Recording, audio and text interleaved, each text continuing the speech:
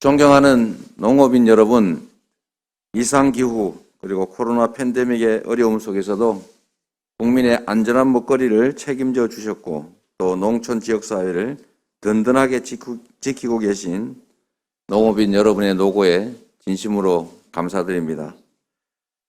오늘날 세계 10대 경제대국 대한민국의 이름에는 농업인 그리고 농촌의 눈물과 희생이 함께하고 있습니다. 농업은 농자지 대본이라는 말에서처럼 대한민국을 만들어 온 근본 바탕입니다. 이제 세계는 갈수록 식량 안보의 중요성이 커지고 있습니다. 농업은 이제 국민 생명을 지키는 원천이자 식량 주권 수호라고 하는 국가 존립의 문제가 됐습니다. 이와 함께 기후 환경의 위기 앞에 자연과 환경을 지켜서 온실가스를 감축하는 탄소 흡수원이자 재생에너지의 보고입니다.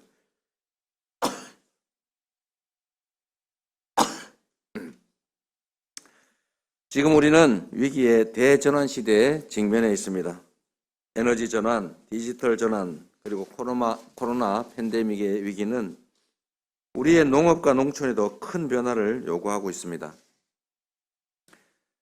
이재명 정부는 농업의 중요성을 인식해서 국가 성장 전략에 포함시키고 그래서 적극적으로 보호하고 육성할 것입니다.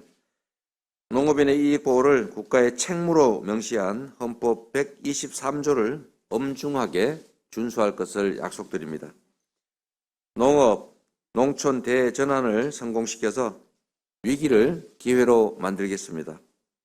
이를 위해서 이재명 정부가 하게 될 5가지 주요 정책을 말씀드리겠습니다. 첫째로 소멸위기에 농촌을 균형발전의 거점으로 대전환하겠습니다. 농어촌에 거주하는 농어민과 주민 여러분께 농어촌 기본소득을 지급하고 경제적 기본권을 보장하겠습니다. 지방정부의 선택과 또 각 지역의 여건에 따라서 1인당 100만 원 이내의 농어촌 기본소득을 지급하겠습니다. 농어촌 기본소득 지급으로 농어촌과 도시 간의 소득 격차를 줄이고 농어촌의 이 다급한 소멸 문제를 완화하겠습니다. 또한 농어촌 지역의 어려움을 감안해서 이장수당을 20만 원, 통장수당 10만 원을 각각 임기 내에 인상하도록 하겠습니다.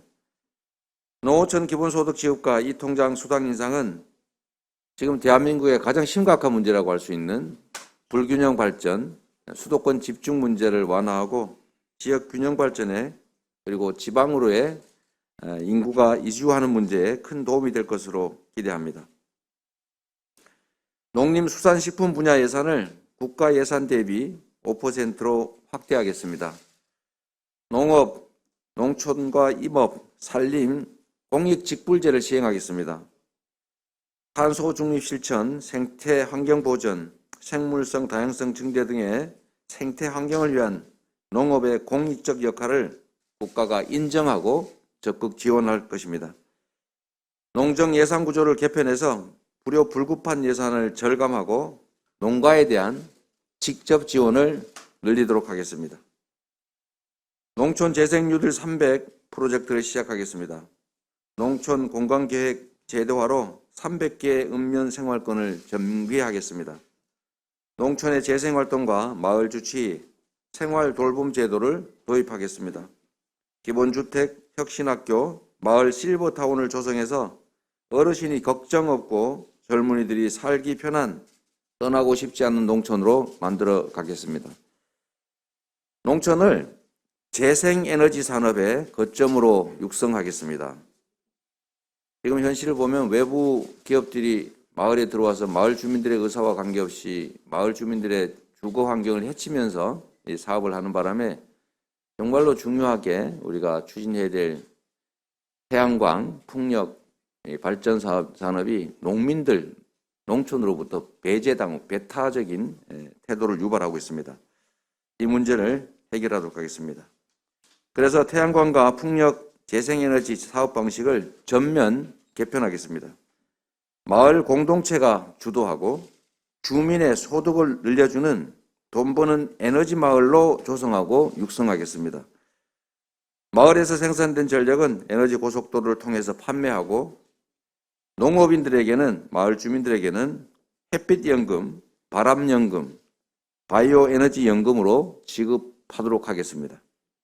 전국에 있는 공공건축물의 목재 사용 비율을 의무화해서 자원순환림, 목재 가공센터, 분산형 에너지센터를 연결하는 산림 뉴딜 클러스터를 육성하겠습니다.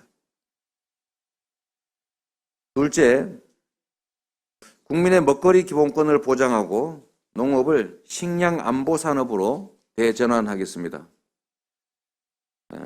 꼭 필요한 일이었고 또 결과적으로는 안타까운 일이었지만 농촌 분해를 통해서 도시의 노동력을 공급하고 도시 노동자들의 인건비를 줄이기 위해서 식량, 농업 생산물 가격을 통제해서 농촌이 피폐해졌습니다.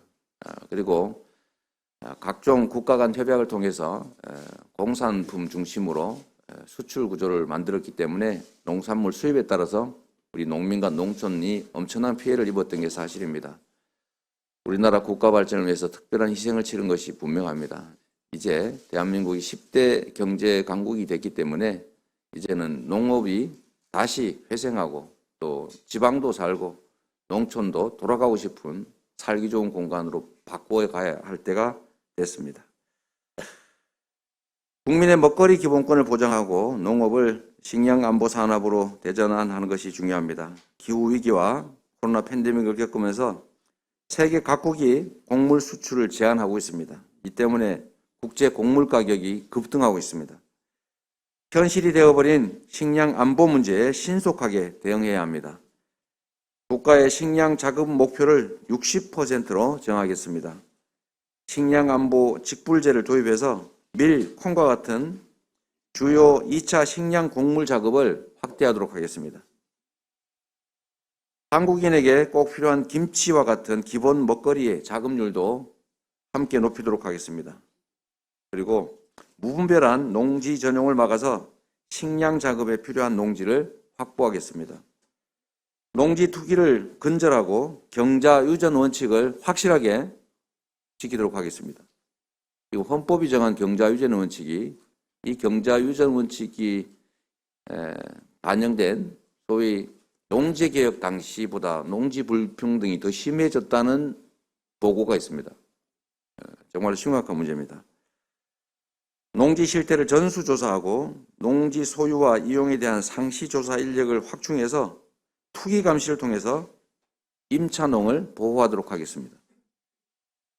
국민 건강과 안전한 먹거리 보장을 위해서 먹거리 기본법을 제정하고 국가 먹거리 종합 전략을 수립하겠습니다.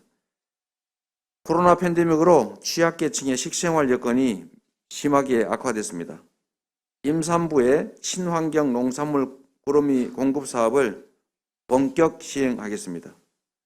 어린이 과일 간식 사업을 경기도에서 시행했지만 이제는 전국으로 확대하도록 하겠습니다. 어린이집 그리고 군대, 복지시설의 공공급식 체계를 확대해서 각 지역에서 생산된 해당 지역의 친환경 농산물 공급을 확실하게 늘리도록 하겠습니다. 취약계층이 긴급한 빈곤 상황에 처했을 때 일정한 기간 정부가 음식을 제공하는 긴급기니 돌봄 제도를 도입하겠습니다. 동시에 취약계층 농식품 바우처 산업도 확대하도록 하겠습니다. 특별히 유념해 주실 부분입니다. 유전자 변형식품 소위 GMO에 대해서 완전 표시제를 반드시 도입하겠습니다. 지금 유전자 변형식품으로 만든 식품임에도 불구하고 이게 유전자 조작식품이 들어있는지 아닌지를 우리 국민들이 알 길이 없습니다. 당연히 표시되어야 될 국민의 알 권리에 해당되는 정보인데 지금까지는 사실상 숨겨져 있었다라고 판단이 됩니다. 유전자 변형 식품을 먹지 않을 국민의 자유를 보장하고 이게 우리 국내 농산물 소비를 늘리는 아주 획기적인 계기가 될 것으로 판단이 되기 때문에 반드시 아주 빠른 시간 안에 GMO 완전 표시제를 도입하겠습니다. 아마 어린이들의 건강에 관심이 많은 우리 부모님들이 관심이 많을 일 같습니다. 내가 먹는 음식에 대한 유전자 변형 원료 포함 여부를 사전에 인식하는 소비자 알 권리와 선택권이 보장될 것입니다. 셋째, 기후위기를 극복하는 그린 탄소 농업으로 대전환하겠습니다. 우선 논농업부터 친환경 유기농업으로 전환해 가겠습니다. 친환경 유기농업의 재배 면적 비중 20%를 목표로 화학비료, 농약을 줄여 나가겠습니다. 가축분 퇴비와 액비를 중심으로 통합 양분 공공관리 체계를 확대 구축하겠습니다. 가축분 퇴비 이용 기반을 조성해서 재배 농가와 축산이 함께 상생하는 자원순환 농업을 활성화하겠습니다. 지속가능한 축산업 발전을 위해서 국가 주요 산업인 축산과 사료산업의 위상을 강화하겠습니다. 국내 사료 생산을 안정화해서 수입 사료를 대체하고 저메탄, 저단백질 사료 보급을 확대하겠습니다. 농산물 생산에서 가공과 유통, 소비와 폐기까지 지역 순환형 먹거리 시스템을 구축해서 탄소 배출을 최소화하겠습니다. 탄소 흡수력이 높은 건강 살림을 조성하겠습니다.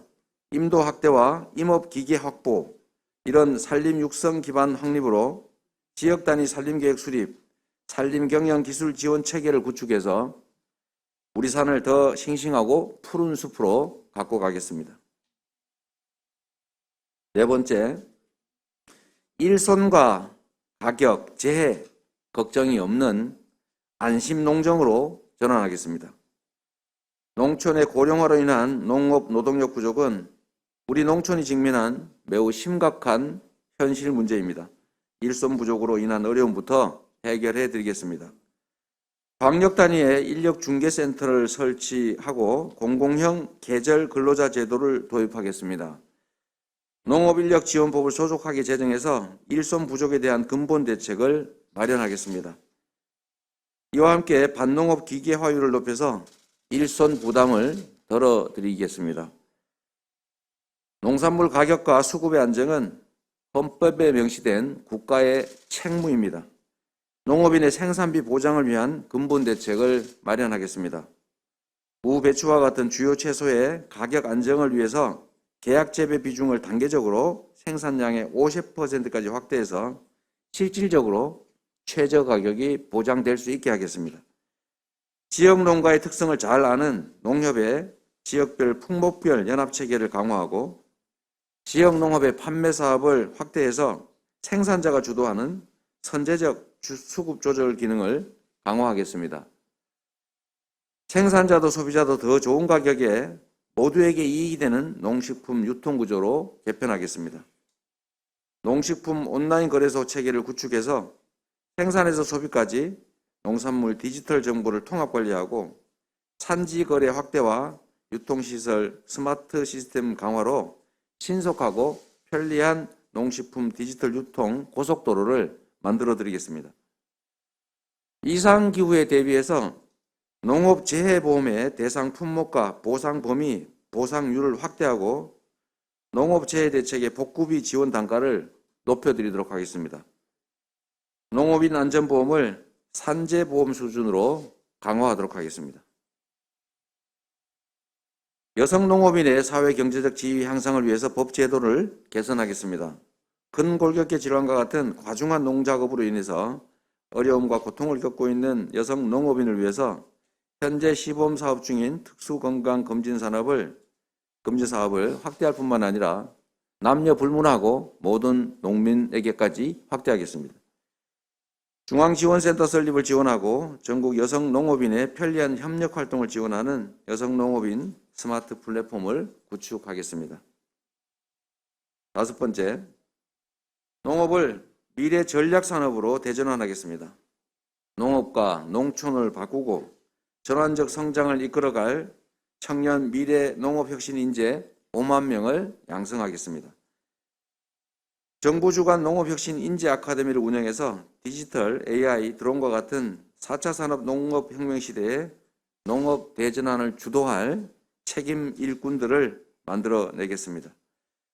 청년 농업인 영농정착 지원 사업의 기간과 대상자를 늘리겠습니다. 농촌 체험부터 귀농과 기촌을 준비하고 그리고 독립할 때까지 귀농정착 원스톱 지원 체계를 구축하겠습니다. 고령으로 은퇴하는 농업인들에게는 연금과 텃밭을 지급하는 방안을 검토하겠습니다.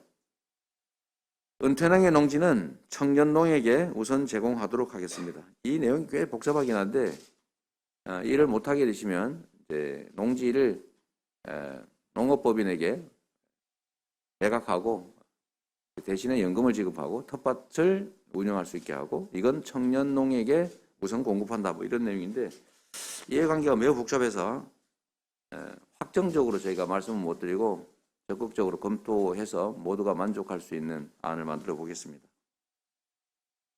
제 말이 맞는 거죠? 두 분도 혹시 싸우지 않으셨어요? 그렇죠. 그래서 이게 우리 농업이 어떻게 발전할지에 대해서 우리 내부의 논의도 매우 복잡하고 어려워서 검토한다 이런 표현을 했습니다. 제가 원래 검토한다는 표현 별로 안 좋아하는데 어쩔 수 없이 진짜 검토할 거기 때문에 이렇게 표현했습니다. 농식품 산업을 첨단 디지털 생명 산업으로 육성하겠습니다. 4차 산업혁명 첨단 기술을 접목해서 농업과 농촌의 스마트화를 촉진하겠습니다. 농지, 기반시설과 농업 SOC부터 생산, 가공, 유통, 소비 전 영역을 디지털화하고 노지 작물과 축산에도 스마트 농업을 활성화하겠습니다. 농촌 생활환경 개선에 ICT 기술을 적용해서 스마트 빌리지, 스마트 교육으로 농촌과 도시 간의 생활환경 격차를 줄여드리겠습니다. 이와 연계해서 스마트 농촌 관광도 활성화하겠습니다. 그린 바이오 산업은 2030년 세계 시장에서 15조 달러 규모에 달하는 미래 먹거리 산업입니다. 국내 동식물 자원을 활용해서 마이크로바이옴, 대체식품, 메디푸드를 세계 수준으로 발전시켜서 미래 농식품 산업의 성장을 이끌어 가겠습니다. 존경하는 국민 여러분, 그리고 농업인 여러분, 농업의 위상이 이제 완전히 바뀌어야 합니다.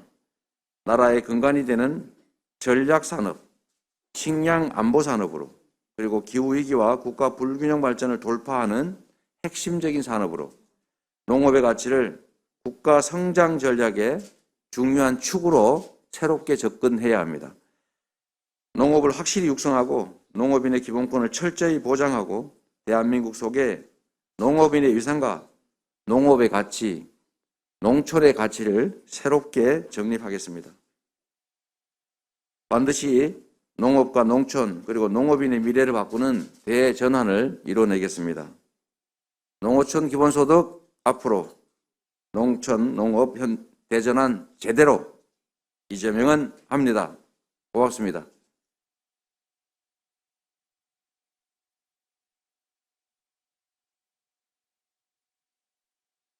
예, 앞서 이재명 후보께서 농업 농촌 대전환 공약과 발표가 있었습니다. 여기서 사실 질의응답 할 거 아닌가요? 네. 네.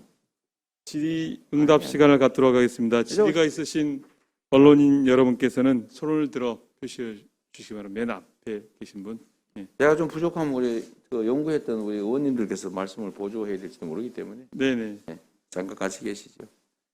네, 후보님 연 100만 원의 농촌 기본소득을 공약하셨는데 앞선 타 기본소득과 달리 지방정부의 선택이라는 전제가 붙었는데 네. 왜 이런 전제가 붙었는지 궁금하고요.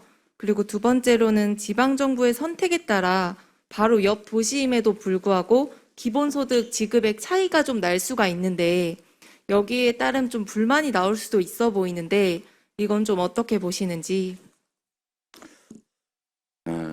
우리가 이제 국가 내에서 모든 정책이 동일한 것이 과연 바람직한지에 대해서는 이제 재고의 여지가 있습니다. 무슨 말씀이냐면 우리가 지방자치라고 하는 걸 하고 있죠. 예를 들면 농촌 지역 중에서도 도시화 비율이 높은 지역도 있고 도시화 비율이 낮은 곳도 있습니다. 그리고 농촌이라고 해서 모든 주민에게 똑같이 지급하는 게 과연 정의롭냐? 아닐 수가 있습니다. 그래서 농촌, 지방 지역 중에서도 농민의 숫자 또는 농촌의 비중이 높은 곳도 있고 또 반대인 곳도 있고 하기 때문에 이건 지방정부와 지역의 여건을 존중해야 된다. 또 한 가지는 지금도 농가수당이라는 이름으로 이제 농업경영체에 대한 지원이 하는 곳도 있고 안 하는 곳도 있고 그렇습니다. 그것도 기초지방정부가 하는 것도 있고 광역과 기초가 협업해서 하는 것도 있고 그래서 이때 매우 다양하기 때문에 지역의 특성을 고려해서 의지가 있는 지방자치단체부터 중앙정부는 일정한 비율을 지원하는 조건으로 하겠다는 것부터 우선하겠다라는 것입니다.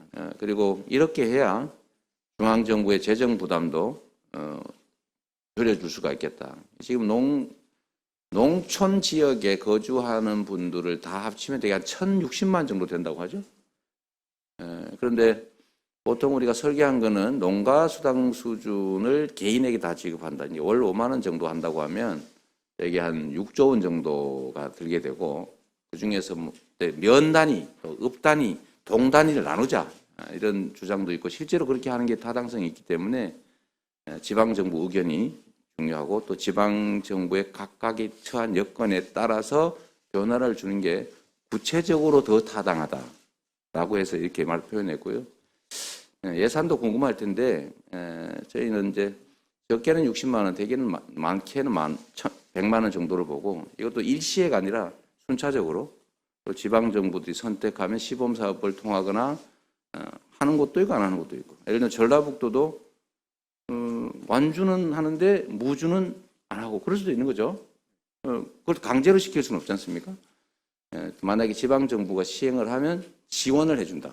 중앙정부가. 이제 그게 예산으로 치면 이제 50% 뭐 이런 또는 60% 이런 지원 방식이 있겠고요. 경기도가 농민 기본소득 지원하는 방식이 5대5로 하고 있습니다. 원하는 시군만 하고 있죠. 경기도가 50% 지원해준다. 하고 싶으면 하시라. 이렇게 해서 하는 곳도 있고 안 하는 곳도 있는 것처럼 이런 방식을 도입하려고 하는 겁니다. 예산은 만약에 60만 원 정도를 모든 1,000만 정도에 해당되는데 지급한다면 50% 지원할 경우에는 한 3조 원 정도가 들게 되는데 이거는 지역 균형 발전 특별 회계라든지 또 농어촌 무슨 회계 있죠? 그게 뭐죠? 이게 회계 농어촌 발전 특별 농특 회계. 네, 이런 이것하고 이런 데서 예산을 마련하면 지금 현재 있는 예산으로도 충분하다. 그런 판단이 들었습니다. 예, 다음 질문 하실 분 계십니까? 예, 정수연 기자님. 농어촌 기본소득은 미성년자에도 다 지급이 되는 건지 궁금하고요. 그리고 이 햇빛 바람 연금 말씀하셨는데 이게 그 에너지 판매로 얻은 수익을 이제 농업인에게 뭐 현금성으로 좀 지급한다는 의미인지 또 규모는 어느 정도일지 궁금합니다. 네. 우선 농어촌 기본소득의 개념은 농민 기본소득이라면 농민에 해당되는 것일 테고요. 농가수당 그러면 농가 단위로 지급하는데 이거는 농촌 지역에 거주하는 모든 사람. 그래야 젊은이들이 아이를 데리고 있어도 지원을 받을 수가 있습니다. 그래서 1인당 금액은 점차 뭐 늘리든지 지방정부 사정에 따라서 하겠지만 모두에게 똑같이 그래야 이제 균형 발전 또 균형 발전을 가능하게 하고 인구 소멸을 좀 막을 수가 있다. 젊은이들이 귀농을 하거나 농촌 지역에 거주하는 메리트를 만들 수 있다라는 측면에서 모두에게 지급한다는 말씀드리고요. 햇빛연금, 바람연금 이야기는 지금 현재 제가 그래서 이게 농촌에서 오히려 이 재생에너지 사업 자체를 반대하는 여론이 꽤 많은 것 같습니다. 그 이유를 저희가 분석을 해봤는데 대개는 이익은 없이 동네만 충물돼 가더라. 우리는 혜택 없이 이런 생각이고요. 그러다 보니까 뭐 소음, 풍력 발전은 소음 심하다. 태양광은 마을 경관을 해친다. 흉물이다. 산사태 난다. 뭐 이런 주장들도 많아서 마을 주민들이 거부를 하고 있습니다. 이렇게 되면 우리가 앞으로 재생에너지 사회로 대전환을 해야 되는데 저항이 너무 심하고 이 과정에서 우리 농민들이 농촌이 고통을 겪거나 피해를 입어서는 안 된다라는 게 제 생각입니다. 그래서 재생에너지 발전 사업에 관한 한 해당 지역 주민들에게 일정한 사업권을 반드시 보장해서 거기서 생겨나는 이익들의 일정 부분은 반드시 해당 지역 주민들에게 지급하도록 그렇게 만들자는 것입니다. 이게 정의롭지요. 왜냐하면 태양과 바람은 우리의 모두의 것이니까요. 그래서 해당 지역의 땅 주인 것만은 아니다. 외지 사업자의 것만은 아니다. 이런 말씀이고 실제로 그러면 투자 비용은 어떻게 조달하느냐 이렇게 의문을 제기할 수 있는데 지금 현재 태양광 발전이나 재생에너지 발전 사업에 관해서는 거의 대부분 융자가 저리로 되고 있습니다. 꼭 자기 돈을 들이지 않아도 부지만 확보하면 거의 대부분 아주 낮은 금리의 자금으로 충분히 사업이 가능하고 거기서 생겨나는 지속적인 발전 사업 이익, 즉 전기 판매 이익이 해당 지역 주민들에게 일정 정도 나눠질 수 있는데 그 금액이 얼마냐는 사업 규모에 딸려 있기 때문에 단정하기는 어렵습니다. 다만 하나 구체적인 사례를 하나 들어보면 신안이죠. 신안 의원님 지역군 아니죠? 의원님 지역구요? 네, 좀 잠깐 설명을 한번 들으면 좋겠는데 신안 같은 경우는 이제 풍력 발전, 해상 풍력이죠. 풍력 발전 사업의 이익을 주민들한테 나눠주는 방식을 취하고 있는데 연간 200만 원 가까이 되는 경우도 있다고 하고 무한 신안 군수님한테 말씀을 드리니까 그것 때문에 신안군이 인구가 늘어나고 있다고 합니다. 그래서 거기는 이주에서 들어오는 기간에 따라서 이 발전 수익 기금 지급을 차등을 두고 있다고요. 시간이 좀 많이 지나면 더 많이 주는 걸로. 네. 그거 잠깐만 설명해 주시죠. 해당 지역이시라면서요? 전남 영암 무안 신안 지역구로 들어오고 있는 서섬서고입니다. 방금 후보자께서 말씀하신 그런 내용을 저희 신안군에서는 그 조례를 만들어 가지고 5년 이상 거주하신 분들에게 차등해서 주민 친화형, 주민 소득형의 신재생 에너지 사업을 펼치고 있습니다. 여기까지 말씀드리겠습니다. 얼마 정도인지 얘기해 주세요. 5년 이상 거주 기간에 따라서 액수가 다르기 때문에 얼마라고 신안 군수 말씀이면 그때 한 200만 원 되는 곳도 있다고 하더라고요. 연간. 지금 현재 초기 단계인데 대한민국에서 아마 해상 풍력 발전하기에 가장 좋은 기초 단위가 아마 신안일 것 같아요. 다 섬이라서 그죠? 태양광. 모든 주민에게 2030년까지 모든 주민에게 연 600만 원을 자체 태양광 발전 산업만으로 해상 풍력 발전 산업만으로 지급할 계획이고 지금 현재 상당히 지급돼서 이사를 많이 와서 오히려 차등을 두는 정도로 전망이 좋다고 합니다. 네, 너무 희망적인 얘기여서 좀 얘기가 길었습니다. 네. 다른 기자님 질문 없으십니까? 네. 예. 고맙습니다. 없으시면 이상으로 네, 농정신문 예. 인데요. 그러게 왜 농정신문이 질문을 안 하나 그랬습니다. 고맙습니다. 그 농지 문제가 굉장히 핫한 지난해 이슈였습니다. 그 농지 전수조사 얘기하셨고 임차농 보호 얘기하셨는데요. 전수조사를 뭐 어떤 방식으로 하실 것인지, 임차농 보호는 어떻게 하실 것인지, 뭐 비농업인의 농지 문제에 엄격히 하실 것인지 이런 부분 말씀 듣고 싶습니다. 네. 이건 뭐 워낙 일이 많은 거여서 제가 전에 경선 단계에서 이제 몇 차례 말씀드린 게 있습니다. 첫 번째는 농지는 농사를 짓는 사람이 소유한다. 이게 헌법이 정한 대원칙이죠. 그리고 이거에 이제 농지법 개정을 통해서 조금씩 무너져 오다가 지금은 거의 조금만 이제 요건을 좀 이렇게 바꾸거나 뭐 약간 서류 조작을 좀 하면 누구든지 농지를 살 수 있는 상황이 됐습니다. 뭐 최근에 유력 후보의 가족들 얘기도 나오는 거죠. 뭐 그냥 서류 작성해가지고 나 농사 짓겠다 이러면 얼마든지 농지를 살 수 있어요. 그런 다음에 거기를 개발하든지 투기용으로 가지고 있는 거죠. 근데 이거를 이제 꼭 문제되지 않은 경우는 확인할 길이 없기 때문에 저는 대한민국 토지는 모두 조사해서 어떤 이유로 가지고 있고 어떤 사람이 가지고 있고 어떤 목적으로 취득했고 앞으로 어떻게 사용할 것이다를 공적으로 확인할 필요가 있다고 생각합니다. 그러려면 거래분석원 수준이 아니라 부동산 감독원이 필요하다. 그리고 부동산 감독원에서 전국의 부동산 토지 소유 실태 전부 조사할 것이고 그 안에 당연히 농지 전수 조사도 들어가게 됩니다. 특히 농지 부분은 지금 이제 농사를 짓지 않는 사람들이 투기용으로 가지고 있는 경우가 너무 많기 때문에 가끔씩 우리 지방정부에서 비자격 농지 매각 명령을 합니다. 근데 그런 제도가 있긴 있어요. 있는데 이 제도가 정말 농지를 많이 가진 사람이 만든 법이라서 그런지 잘 모르겠는데 겨우 조사해서 이 비자격 농지로 확인이 됐다라고 하면 매각 명령을 하는데 매각 명령을 받고 잠깐 농사 짓는 척하면 다시 그게 무효가 되게 돼 있어요. 이렇게 매각 명령을 실제로 실행되는 경우가 거의 없다고 봐야 됩니다. 있으나 마나한 법이죠. 그래서 용감하게 비자경할 거면서 이제 자경하지 않을 거면서 농지를 계속 취득해서 투기용으로 가지고 있습니다. 그래서 이 문제를 반드시 개혁해야 된다. 그 의지는 제가 분명히 밝히는 것이고요. 그래서 부동산 감독원이 필요합니다. 그리고 전수조사가 필요하고 매각 명령 내실화를 위한 법 정비도 제가 전에 하겠다고 말씀드렸던 겁니다.